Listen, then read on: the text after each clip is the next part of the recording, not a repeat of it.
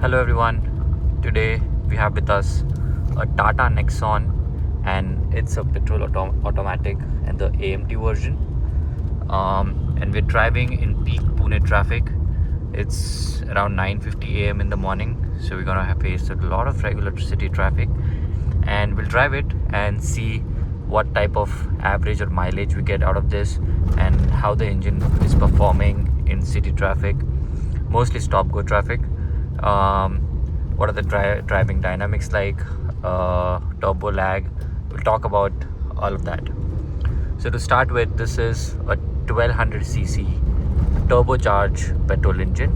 I don't know the exact power figures, but good. I think like for city use, for family use, it does have sufficient power and sufficient torque. My office is close to 15 kilometers from my house, and now I've driven it for around 4.5 kilometers. The MID is showing 8 kilometers per liter right now, as you can see. But yeah, I think that number will change slightly. Let's see what happens at the end of the trip. To start with, how's it like driving the Tata Nexon? I think driving wise, it's one of the best sub 4 meter cars out there. Tata has really worked very well on its suspension, on its driving dynamics. The steering feels great. It's not the lightest like the Hyundai's, but it has some weight to it, and it does maneuver the way you want it to. No complaints with the steering whatsoever. And it does feel safe. You feel like you're driving a heavy car, a safe car. So that's excellent from safety point of view. If you are a family person and you are thinking about buying this car, you will not have any issues with that. Now, coming to another point that is discussed about turbo engines is about the turbo lag. And yes, there is turbo lags around. Like if you drive at lower speeds, the first and the second gear, you do feel turbo lag, especially when it's paired with an AMT. So the car does take some effort to go about it. But let me tell you, once the turbo kicks in around like that 3000 4000 rpm at lower speeds, once the turbo kicks in, this is an absolutely fantastic machine. It gives you power the way you demand it. It gives you quick acceleration, quick overtakes, no issues whatsoever. The suspension works really well. It's tuned, I think, best for city use. I've driven Hyundai cars, and even their suspension is lighter, but I think this is a best combination of softer suspension and a little bit stiffer on the highways as and when you need it. So really great job to Tata for doing that. Now our average has also gone up to about 9.1 kilometers per liter, so that's great. I've luckily got some stretch which was traffic free, but from now on we'll face regular city traffic. So yeah, as I was saying, there is going to be substantial turbo lag when you start the engine at lower speeds, but once you get used to it, it's going to be great. And my recommendation is, when you're in the city, drive on city mode. Do not drive on eco mode. You'll feel more of the turbo lag on that part, but other than that, I think this is a great machine. Also, when you're stuck in traffic and there's signal ahead, there's traffic, you're not moving, recommend just push the gear to neutral. This helps with the heating of your clutch, and it just increases its life a little bit. And I'll get back to it. I'll drive some more kilometers and then get back to you again. This is my regular car, by the way. I've owned it for over 3 years now, 45,000 kilometers in total. And yeah, I've had a couple of issues with it, but I think that's part and parcel of owning any car. So yeah, very happy with Tata Nexon so far. Guys, I've driven it for another 5 kilometers or so, and I must say, like, it continues to give you power in the city. Like, now I'm alone in this car.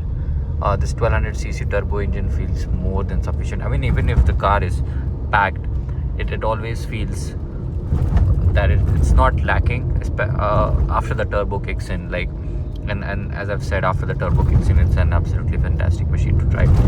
Talking about the suspension, you can hear, I'm sure you must be hearing a bit of it in the video, but I think the camera captures it more than what you actually feel in the car, because when you're driving and you're in the car, you don't really focus so much on all this. You just go about it.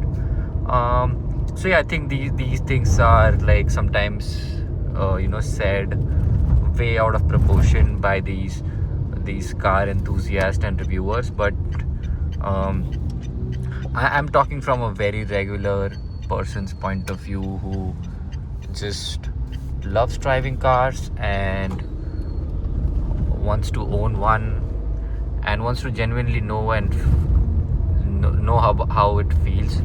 So yeah, it's like for any regular person, you're not gonna feel much of a difference, especially with the suspension here. They're gonna be soft, a bit cushiony even in the city, and then get slightly stiffer on the highways or when and then fuel economy wise, I think another important topic, let's cover that. Fuel economy in the city, this Nexon has always given me over 10 kmpl. Now it's showing 9.3, but we have had a lot of stop traffic today. So once I drive it on such roads, like even the speed like 30 to 40, I'm constantly driving at that, then it's always about above 10 kilometers per liter. I'm not someone who does hard accelerations at lower speed. Yes, I accelerate my car a lot. I use that turbo engine very well, but it really depends on my mood. Some days I'm just very calm and I just want to go about my day, so I keep a very light foot. Sometimes I want to rev it out, and then that time the average might drop slightly, but I don't pay too much attention to it. 1 kilometer here and there, it's not gonna make much of a difference. So yeah, I really like to keep things simple. It's a car. The main purpose is to get you from point A to point B, and if along the way you're enjoying it, that's like the cherry on top. And that's what this Nexon actually does. Like, before this, we've had small cars in our family, and this was like the first major big car that we own.